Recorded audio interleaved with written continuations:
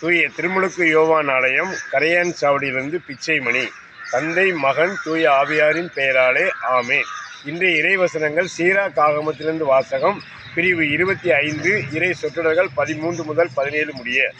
வருத்தங்களிலெல்லாம் கொடிது மன வருத்தமே, தீமைகளிலெல்லாம் கொடிது பெண்ணிடமிருந்து வரும் தீமையே, துன்பங்களிலெல்லாம் கொடிது நம்மை வெறுப்பவர்களிலிருந்து வரும் துன்பமே, படிகளிலெல்லாம் கொடிது பகைவரிடமிருந்து வரும் படியே, தலைகளெல்லாம் கொடிது பாம்பின் தலையே,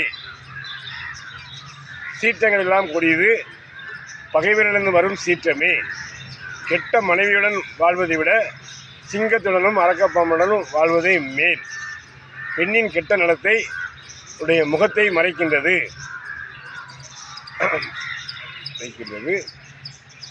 கரடியின் முகத்தை போன்று அவரது முகத்தை வேறுபடுத்துகின்றது. ஆமீன். இயேசுக்கே புகழ், இயேசுக்கே நன்றி, மரியே வாழ்க.